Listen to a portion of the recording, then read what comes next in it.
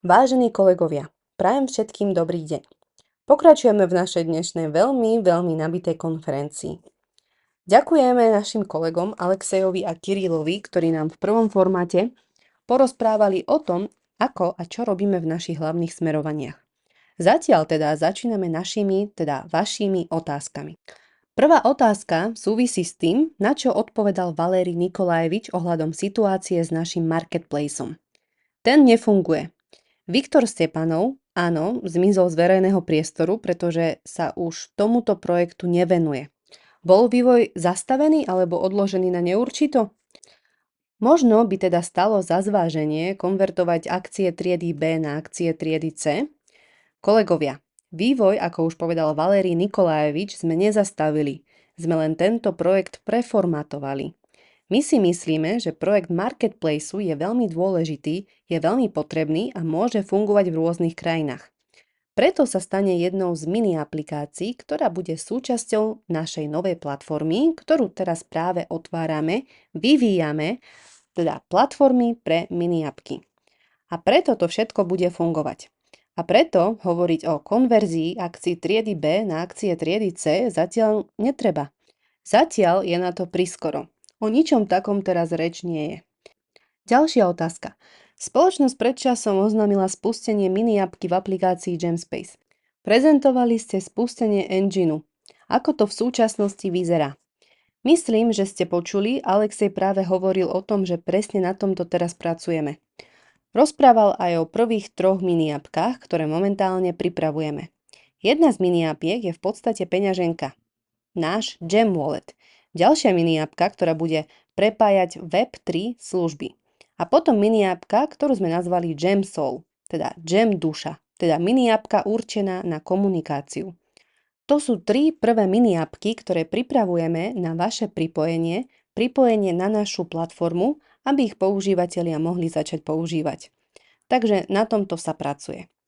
Mini-apky a fintech. To sú pravdepodobne 2 naše najdôležitejšie úlohy v rámci smerovania B2C tento rok. A nielen tento rok, ale je to aj to, čomu sa momentálne reálne venujeme. Ďalšia otázka.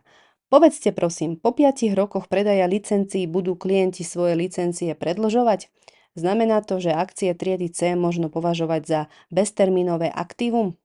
Myslím si, že len málo aktív sa dá považovať za beztermínové, pretože produkty sa menia, zastarávajú, sú nahrádzané novými, niektoré zmiznú z trhu. Niektoré produkty existujú 5 rokov, iné 15-20, ale väčšine nie je v tomto svete skoro nič. Pokiaľ ide konkrétne o dohľadané obdobie 5 až 10 rokov, môžem povedať toto. Na základe aktuálnych reálnych rokovaní to funguje zvyčajne tak, že zmluvy sa uzatvárajú na obdobie 1 roka s možnosťou predĺženia. Cena zmluvy závisí v prvom rade od počtu klientov. V jednej firme to môže byť 500 ľudí, v druhej 5000. Je teda jasné, že cena licencie je priamo viazaná na počet používateľov, ale cena je rôzna. Druhý faktor, ktorý ovplyvňuje cenu, sú doplnkové služby, ktoré si firma môže objednať, ktoré pre ňu realizujeme, alebo dodatočná technická podpora prevádzky platformy, ktorá takisto ovplyvňuje cenu licencie. Ale najzaujímavejšie je, že dôvod, prečo sa vám možno zdá, že predaj licencií ide pomaly, že sa nepredávajú ako teplé rožky po 10 denne, spočíva v tom, že firmy, keď si objednávajú a zavádzajú nové korporátne služby, sú k tomu veľmi opatrné. Testujú ich, pýtajú sa, radia sa, možno si pozývajú aj ďalšie firmy, aby všetko overili a nastavili. Takže ide o proces, ktorý trvá určitý čas, pretože nikto to nekupuje na rok len tak. Kupuje sa to na rok s predĺžením. Takže čo sa týka tých 5 rokov, som si istý, že väčšina licencií bude predaná na obdobie od 5 a viac rokov. Na ako dlho presne, ťažko povedať, ale to, že 5 a viac, je to zaručené. Inak by firmy nemali dôvod do toho ísť takto hlboko, zavádzať to, zvykať si, školiť si zamestnancov, aby si po roku povedali. Možno si vezmeme niečo iné a ideme ich preškoliť znova. Takže tu je tá otázka. Áno, vidím to tak, že minimálne na 5 rokov bude väčšina firiem tieto zmluvy uzatvárať. Teda presnejšie, najskôr na rok, ale potom s predĺžením. A za každým pôjde o tú istú cenu licencie. Preto to v skutočnosti síce nie je beztermínové, ale akcie triedy C by som nazval dlhodobým aktívom. A preto majú pravdu tí, ktorí ich teraz kupujú. Tým skôr, že sa to teraz snažíme nejakým spôsobom posilniť, pretože ako vidíte, aká obrovská práca sa robí, Alexej a Kiril o tom hovoria, to sú obrovské objemy práce. A my potrebujeme nepretržité financovanie. Preto sme pristúpili k zvýšeniu akcií triedy C. Ale ich hodnota, verte mi, je oveľa vyššia než len samotný názov. No, tak si teraz kúpime akcie triedy C. To je naozaj dlhodobé aktívum. Ďalšia vaša otázka. V máji roku 2024 nám ponúkali predať Gemspace za 1 miliardu 25 miliónov dolárov. Áno, bolo to tak. Prešiel viac než rok. Existuje ešte záujem o Gemspace v podmienkach prehlbujúcich sa rozporov vo svete a s tým súvisiacimi rizikami vlastníctva globálneho projektu? Máme pocit, že kupujúci sú ochotní kupovať od nás len licencie na používanie v uzavretom politickom a obchodnom priestore. No, je radosť čítať takéto múdre otázky. Začnem od konca. Len licencie alebo nie len licencie. Treba si uvedomiť, že ide o dva rozdielne produkty. A tieto produkty nemožno zamieňať alebo tvrdiť, že jeden nahrádza druhý. To v žiadnom prípade. Sú to odlišné produkty, na ďalších slajdoch vám to ukážem podrobnejšie a opatrnejšie.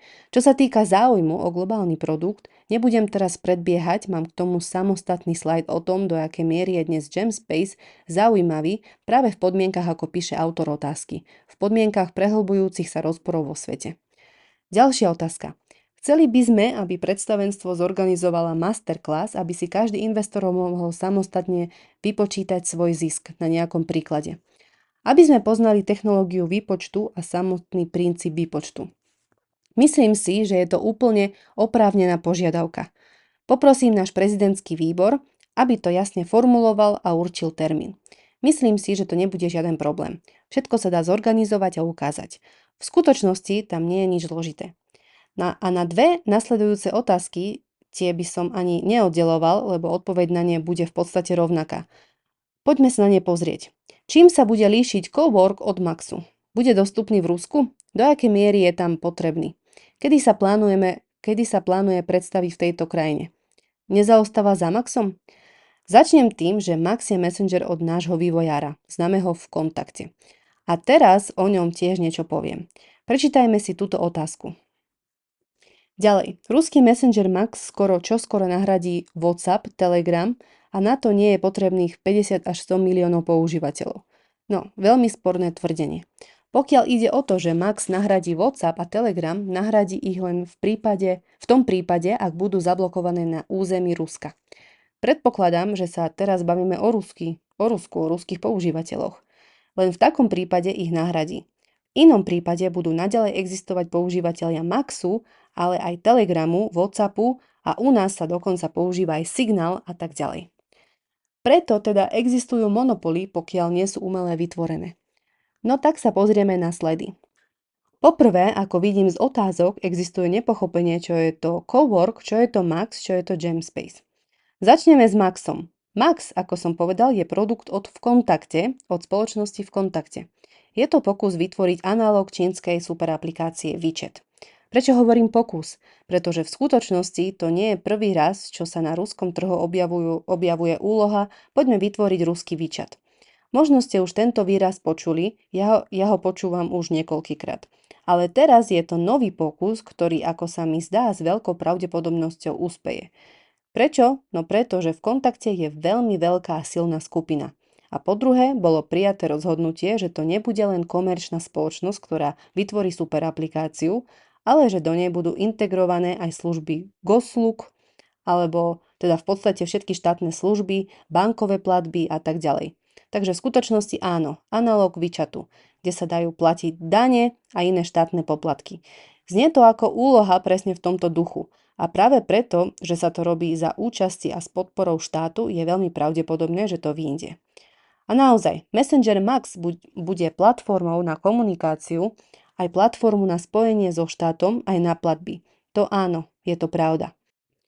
A prečo tam nejdeme so svojou aplikáciou Gemspace? Nie Cowork, v žiadnom prípade nie Cowork, ale Gemspace. Pretože si to vyžaduje úzku integráciu so štátom. To poprvé. A po druhé, existuje obrovské množstvo programátorov v kontakte. Je to 1000 programátorov. My máme 100. V kontakte má 1000 programátorov, ktorý môže presunúť z iných úloh na túto úlohu. Ale je tu ešte jeden hlavný moment. Ak by sme prišli na ruský trh, znamenalo by to zatvorenie sa pred ostatnými trhmi a koncentráciou na trh s populáciou dnes už nie je 150 miliónov, dnes v Ruskej federácii žije 145 miliónov ľudí. To znamená, že počet používateľov minus babetka, deti, dôchodcovia bude možno 50, časom možno 70 miliónov. To je maximum. A samozrejme, aplikácia, ktorá sa používa na prístup k štátnym službám, nikdy neprenikne ani do susedných krajín. Nie je to ešte do Európy, Ázie či Ameriky. A to samozrejme výrazne obmedzuje potenciál tejto aplikácie. Aby ste rozumeli, rovnako ako WeChat. Napríklad aj vy si ho môžete stiahnuť, ale budete ho používať možno na 1% z toho, čo dostávajú obyvatelia Číny, keď používajú svoju aplikáciu WeChat. Andrej píše, že podľa recenzií je Max veľmi chudobná aplikácia. Mimochodom, môžete si ju stiahnuť a sami zistiť, čo tam zatiaľ je. No to, čo píšu, prínos súborov, vysoká kvalita hovorov, nálepky, reakcie, čaty, to je zatiaľ všetko. Ale úloha bola zadaná, práca prebieha a myslím si, že aplikácia sa bude rozvíjať a nejako sa presadí. Ale situácia môže byť ako z Rutube, o ktorom hovorili, že nahradí YouTube, no za 5 rokov to nedokázali. Tak možno to dopadne rovnako aj s Maxom. A možno to dopadne dobre. To nie je náš ale biznis. A čo sa týka Gemspace? Gemspace, tu by som chcel objasniť, že v princípe možno povedať, že je to analóg Maxu, ktorý dnes pôsobí oveľa chudobnejšie ako Gemspace. Je to WeChat, ktorý sme si od začiatku zobrali za vzor. Ale hlavné je, aby ste videli a rozumeli, že my od začiatku a stále vytvárame globálnu mobilnú aplikáciu, ktorá nie je obmedzená žiadnou konkrétnou krajinou ani jedným regiónom. A preto má potenciál nie desiatok miliónov, ale stoviek miliónov používateľov. A keď si spomenieme na túto schému, ktorú Alexej teraz ukazoval, odkiaľ k nám prichádzajú používatelia, že v prvom rade je to Indonézia, Brazília, Rusko je až na 3. mieste a ďalej Filipíny, Venezuela, Mexiko, Vietnam, Kolumbia. A tá schéma ukazuje, že aký potenciál rastu máme, čo sa týka počtu používateľov aj finančných tokov, keďže tam teraz skladáme aj fintech služby a mini aplikácie. A preto vidíme, že práve v tomto spočíva naša cesta rozvoja, ktorá prinesie našim investorom maximálny úžitok. No a ďalšie, čo sa týka samotného coworka. Tá cowork je úplne iné než Max. Je to pohodlie známych messengerov. A to naozaj tak je, pretože tam sú rovnaké čaty, kanály, hovory a tak ďalej. Všetko to zostáva. Ale všetko je to založené na bezpečnosti a súkromí, úplnej kontrole v kombinácii s Maximum. A to je cowork. Preto je táto aplikácia určená výhradne na to, aby ju inštalovali stredne a veľké korporácie, banky, možno aj práve teraz máme rokovania s medicínskymi centrami, no teda nie s medicínskymi, ale s veľkými organizáciami. No napríklad každá oblastná medicínska organizácia je samostatná taká jednotka. Takže na toto je určený cowork. Je to v Rusku rovnako ako Gem, môže byť používaný tisíckami a mnohými tisíckami spoločností po celom svete na svoju bezpečnú komunikáciu. A teraz ešte ako pokračovanie predchádzajúcej otázky.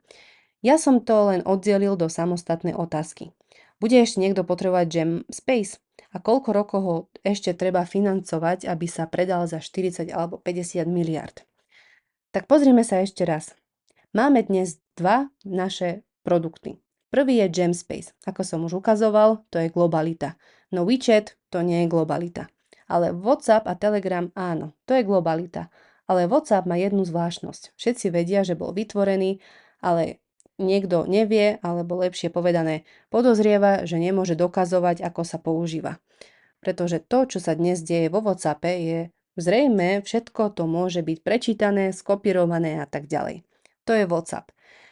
Telegram je trošku viac v smere spravodajskej aplikácie, trochu viac, povedzme, politizovaný, čo by sme u nás nechceli mať. Preto sa vidíme ako absolútne globálny. Ale v skutočnosti takéto globálne aplikácie neexistujú. Je čínsky WeChat, je japonský Line, je juhokorejský KakaoTalk, Sú ešte iné lokálne aplikácie a len dve globálne aplikácie. Signal, ktorý sa síce snaží stať globálnym, ale nestal sa. Americký Signal sa nestal globálnou aplikáciou a teraz z neho ide veľa obchodov. A dnes Gemspace, ten funkčný súbor, ktorý už máme dnes, je rozšírený messenger, ktorý má čaty, hovorí, kanály, spaces. Doplňame ho, ako vidíte, platformami pre mini-apps, aby sme prilákali obrovské množstvo vývojárov s ich mini-aplikáciami. Nasýcujeme ho fintech službami a Web 3.0, o čom budeme hovoriť podrobnejšie vo štvrtok na našom VIP klube. A dnes sme úplne nečakane, no nemôžem vám túto informáciu teraz odhaliť, lebo potom sa to rôzne transformuje. Dostali sme požiadavky z miest, čo sa týka Gemspace.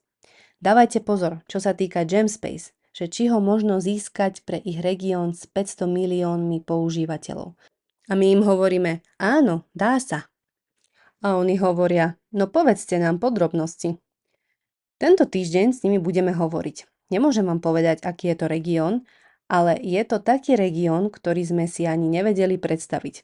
Pretože viete, že sme vám ukazovali regióny juhovýchodnej Ázie, Blízkeho východu, Latinskej Ameriky, ktoré vidíme ako priestor pre náš dnešný rozvoj. Tento región sme zatiaľ nevideli, no prekvapivým spôsobom sme dostali požiadavky z tohto obrovského regiónu a práve na Gemspace. No čo sa týka Gemspace, tak opakujem, je to pohodlie a známosť používania bežného, teda každému známeho messengera, obrazne povedané WhatsApp, no s absolútnou bezpečnosťou, kde všetky údaje zostávajú vo vnútri spoločnosti, ktorá túto aplikáciu zakúpila. A dnes je obrovský dopyt, najmä ako sa pýtal autor otázky vzhľadom na dnešnú svetovú turbulenciu. Zvláštny dopyt je práve po aplikáciách tohto typu, pretože nikto nechce, aby zajtra povedali: dostali ste sa pod sankčný zoznam tejto krajiny a toto už nemôžete používať. Ako sme to v Rusku zažili, že vy mimochodom nemôžete používať napríklad Slack alebo Microsoft Teams. Jednoducho vám ich vypneme, s Bohom priatelia a tak ďalej. A práve preto dnes vidíme, že máme dva superprodukty. Jeden je veľký, globálny, drahý. Druhý nie je veľký a nie je globálny, ale môže byť predávaný mnohokrát po sebe jednej a tej istej firme rokmi. A takýchto firiem sú desiatky a stovky tisíc po celom svete. A preto to je ten optimizmus, s ktorým ideme ďalej. Nevieme povedať, koľko rokov to ešte bude trvať, ale vidím, že podľa úrovne vývoja GemTeam tam už čoskoro budú predaje. A to je úplne bez pochyb. Čo sa týka Gemspace, podľa môjho názoru je to rok 2025, maximálne budúci rok, pretože my sme ten produkt už vytvorili. Teraz už len nech sa kupujúci medzi sebou predbiehajú. Niekto navrhol miliardu, čakme na ďalších, ktorí navrhnú viac. Potom o tom budeme premýšľať. Ale istota, že sme začali veľmi potrebnú vec a že sme na cieľovej rovinke, tá je u mňa 100%. Pozrime si teraz zábavné obrázky, kolegovia. Alexej už trochu spomenul, že by rád dostal nejaký merch. Myslím si, že Alexej a Kiril si dnešným vystúpením, svojim debutom na našich konferenciách zaslúžili merch. Pozrime sa, čo naši dizajneri navrhli a čo už v najbližších dňoch si budete môcť stiahnuť cez Business Centra, ak som to správne pochopil. A čo si budete môcť v ktorejkoľvek krajine, v ktoromkoľvek meste a vytlačiť a nosiť. To sú rôzne veci. Začneme s takouto príjemnou taškou. Príjemne sa daruje ako reklamný darček. Toto je taký kalendárik Gemspace, vlastne zápisník. Toto je termoska. To je vždy populárna u všetkých. Toto je taká cestovná taška, vlastne termotaška. Toto je ruksak. Skromný, ale vkusný, pohodlný, veľký, priestranný. Toto sú ponožky Gemspace. Topánky zatiaľ nerobíme, ale ponožky si budete môcť objednať. Toto je oversize tričko. Také sú teraz veľmi populárne, veľmi módne. Budete si môcť objednať s takýmto logom. A toto je s tým istým logom Mikina. No a toto, čo sa mne páči a čo sa Alexejovi veľmi páčilo, je jednoduché tričko, ale veľmi, veľmi výrazné a atraktívne. Super up for super communication. Myslím si, že toto všetko dostanete. Opakujem, všetky tieto printy dostanete na to, aby ste si to mohli zaniesť do tlačiarne. V každom meste dnes je nejaká tlačiareň. Dať si to vytlačiť, nosiť a fotiť sa v tom. Toto je taká serióznejšia polokošela s takým serióznejším logom. Toto je ešte jedna verzia, ako sa hovorí, na zimu, ktorá určite príde. Čierna verzia. Toto je super vec, ktorú naozaj treba pohľadať. Antistresová loptička. Myslím, že viete, čo to je. Tie, ktoré si ľudia mačkajú v rukách.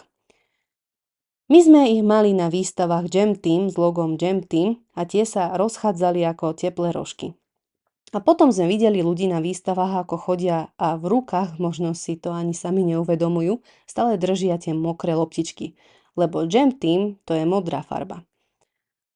Bolo vidieť, že sa od nich vôbec nechcú odlúčiť. Úžasná vec. Ak ju nájdete vo svojom meste, väčšinou sú dostupné v čínskych obchodoch, tak si ju dajte spraviť s takýmto logom. Toto je oceľová fľaša na vodu. Toto je klobúk proti lednému slnku. Toto je powerbank, ktorý môže mať tiež logo Jamspace. Tak to je asi všetko, čo som chcel povedať.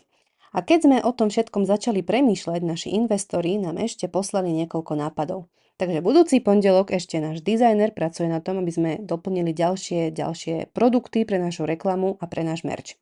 Takže budúci pondelok ešte niečo ukážeme. Ale najdôležitejšie je, že už v najbližších dňoch si to všetko budete môcť objednať a dať vytlačiť pre seba. A ako som už hovoril, už si nepamätám, hovorím dlho u Valeria Nikolajeviča vo štvrtok na zasadnutí VIP klubu veľmi podrobne spravíme analýzu toho, čo máme hotové a čo nás ešte čaká. A najmä samozrejme v Katare sme mali vynikajúce výsledky našej práce. Vystúpenie Michaela Jordana na Global Security v Katare môžete sa ešte raz pozrieť na fotografie, už to bolo spomenuté. To je pre nás veľmi dôležitý ukazovateľ. Chápete, keď človek vystúpi na sympóziu, ktoré organizuje USATR Business Council, tak sa tá organizácia volá. A keď nejde len o súkromný rozhovor, lebo v súkromnom rozhovore môžete niečo povedať nejakej jednej firme. Ale keď tam sedia desiatky spoločností a vystúpenie Michaela bolo uznané za najlepšie na tomto fóre, potom samozrejme nasleduje veľký ohlas práve ohľadom Jam Team. Pretože Michael úplne konkrétne, a vo štvrtok ho o tom požiadame, hovoril o použití AI, umelej inteligencie, v našej aplikácii. To je to, o čom aj my premýšľame a čo rozhodne budeme realizovať. Opakujem, ide o exkluzívne stretnutie členov VIP klubu s predstavenstvom. Bude sa konať vo štvrtok. Pozývame všetkých, ktorí s týmto majú niečo spoločné, alebo tých, ktorí to ešte stihnú a stanú sa členmi VIP klubu do štvrtka. Pretože oni dostanú skutočne exkluzívne informácie. A čo sa týka programu konferencií, radi by sme tu nasledujúcu urobili ako spravodajskú konferenciu. Potom znovu prejdeme k prezentáciám biznisu a ďalej budú briefingy. Otázky môžete posielať už teraz. A hlavná vec, čo sa týka promo akcií. Viete, áno, bonusový balík akcií pokračuje až do 30. júna, teda do pondelka. Ale smutná správa je, že promo akcia Čarovná šperkovnica, veľmi neobyčajná, veľmi silná, ako to povedať, plodná, áno, prináša veľké množstvo akcií. V každom prípade je bez prehry, ale môže priniesť aj štvornásobné množstvo akcií. Funguje iba posledný týždeň. Potom to už takéto darčeky nebudú. Tak ako skončila promoakcia venovaná výročiu vlastné narodeniam spoločnosti, aj táto promoakcia sa končí. A po nej všetko síce bude, ale takéto štedré akcie triedy C ako darčeky už nebudú. Pretože ako vidíte na svojom počítadle už sa míňajú. Takže tento týždeň môžete využiť na to, aby ste mimoriadne doplnili svoje portfólio. Čo sa týka perspektív akcií triedy C, snažil som sa vám túto informáciu sprostredkovať. Podľa môjho názoru nie je to cenný, ale neoceniteľný aktív. A zvýšenie cien tiež. Na tento týždeň ho odkladáme, pretože kým prebiehala takáto akcia ako Čarovná šperkovnica, škatulka, samozrejme nie. Kolegovia, to je všetko. Ďakujem vám veľmi pekne za pozornosť. Dúfam, že to bolo zaujímavé, že to bolo pútavé a že ste ten čas nestravili nadarmo. A že túto informáciu využijete v najbližších dňoch s veľkým úžitkom pre seba. Všetkým prajem zdravie, úspech a dovidenia na budúce.